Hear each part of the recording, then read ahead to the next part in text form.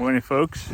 Happy Saturday morning. I almost said Sunday, but I forgot to. Is that Mo? Mo is over here.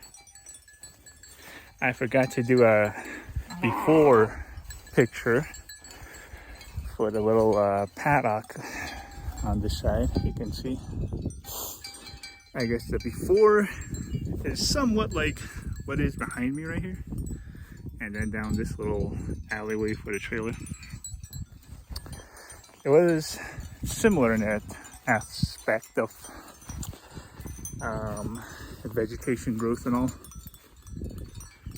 Right now I have the string trimmer with me. I'm just gonna go through here, trim all the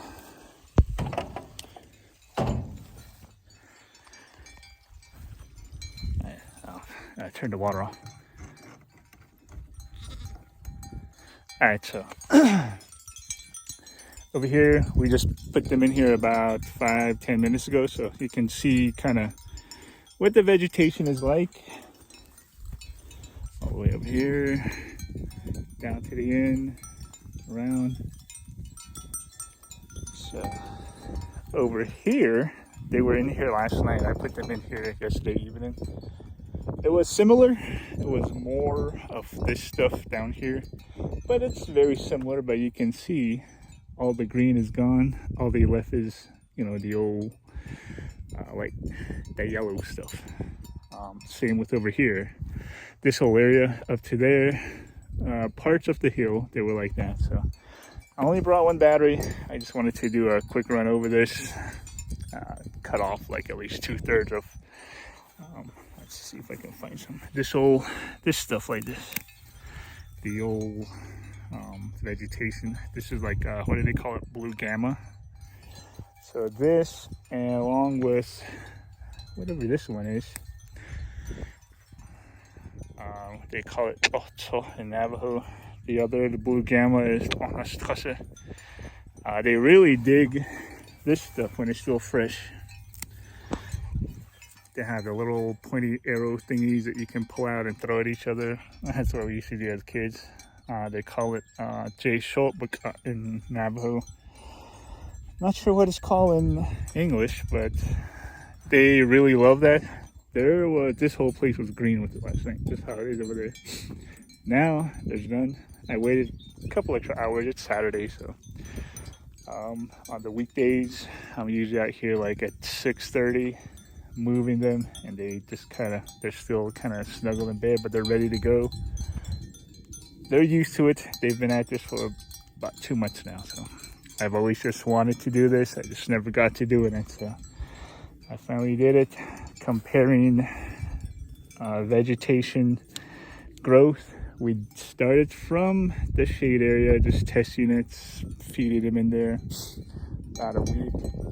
Moved them, took down the permanent fences, the cattle panels, and they respected the electric netting. So we started moving them just right there, testing them out, going forth up to the roadways, come back. No, we didn't actually, we came back down a little ways, and then we jumped the road. Oh no, we did come all the way back over here. I forget it was Easter. We came back over here. And I was kind of like, how can we put them over here? I set it up right here by the tree behind the hay barn, the old hay barn. They saw me setting it up, and then I got grain for them. It was Easter, so we wanted to do like a little Easter egg hunt for them. Easter, celebration with them. I gotta get this block of salt over here. The little lamb was still looking on it. So, they saw me with the grain bucket and all that, and I left a little bit of grain in there, and they heard it, and they came, look up, hey, and they followed me to the new one. So once they saw where the opening was, they just took off in front of me. They ran in there. So they're trained on it now. It's amazing how intelligent they are. So from there, we went up quite a ways again, came back down. We just kind of staggering, go forward, back, back up to here. Pinned them up for 2 weeks. I was gonna shear that weekend, but the weather took a turn. was cold that weekend, windy that week. Cold the following weekend, windy, cold. Finally that third weekend, I just started shearing them. Sheared them all, took them back out, and then we kind of jumping back and forth all the way down to there. Got up the hillside and we're here. So we're gonna make our way around this entire hillside towards the ridge as far as we can before we start coming back along the plains area back down to here. And you know, this is just going to be kind of the norm. I'm trying to get my dogs to follow them out here, but we have our dog over here, Cooper. He's kind of shy though, but yeah, he does a great job. He stays out here with them overnight and everything. During the day he's kind of wandering around, so it's just, I guess this is how they are. So well, I got to do this and then we'll see, you know, just the difference again this evening, and we'll see, because the one where we started at over there with the moisture and everything, the grass just, I mean, it just came up like, I mean, it's incredible just to see the difference, what it was before and what it is now, with them disturbing the soil, urinating, and dropping their manure in a concentrated area. So, I mean, I've learned this from regenerative agricultural methods, like Gabe Brown and the guys like that in the Midwest doing things with pastures, concentrating. That way you cover 99% of your land. And if I just let them out, there's 3 paths they take, and that is a given.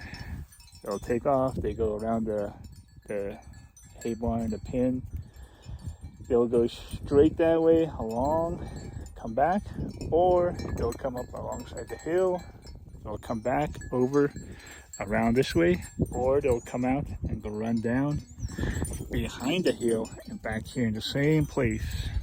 I mean, if you had a drone, you track them. Either way, same path every day. It won't ever change. And you can tell where they graze and where route they take, because that area is overgrazed. So a difference between this and them free ranging that I know I've seen is this way they're getting the nutrients they need. They're eating what they need, as opposed to just taking them out and letting them wander. They're eating what they want. They're going for the candy, the sweet stuff, you know, the ice cream, the Snickers, whatever, the soda. That's what they're eating. This way, they're eating their food groups, what they need to be healthy. So that's what I found out in this short amount of time that I've been doing it, and also the people that have been doing this for years. Great Judy, Joel Salatin, Gabe Brown, just to name a few. Justin Rhodes. I mean, those 4 are my main inspirations for starting this and wanting to do this. So they get what they need, the nutrients they need, not what they want, what they need for them to be healthy. Just like us, just like humans, if you give us a choice, we're going to go with what we want, even though it's bad for us, even though it's not good for us. You know, so give them what they need.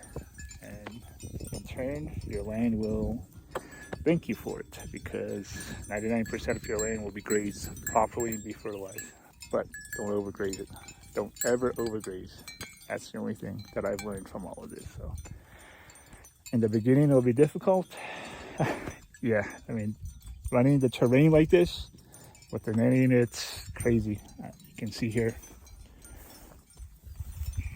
And some places, yeah, you're hitting the bushes, the brushes, and it'll drive you crazy, but just stick with it. You'll figure it out. I mean, I kind of did. But now we're going into the trees.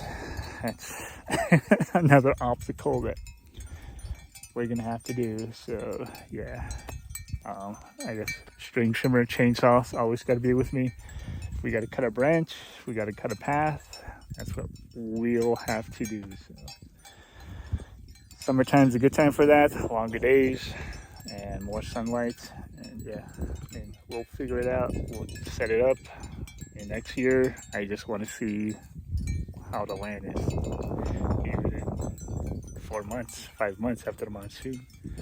So just future proofing, improving my land. So all right, y'all, gotta get the string trimming this and whatever battery left I have. I'm just gonna do that really quick too. Just those old brown ones that just mow down, use it as mulch, let it compost into the ground. That's one thing I've always wanted to do, and I'm working on it.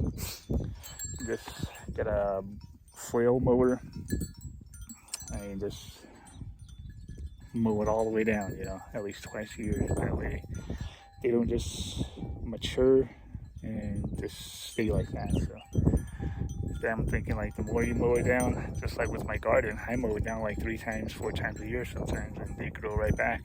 All the stuff you mow down covers the ground, use mulch, and it decomposes.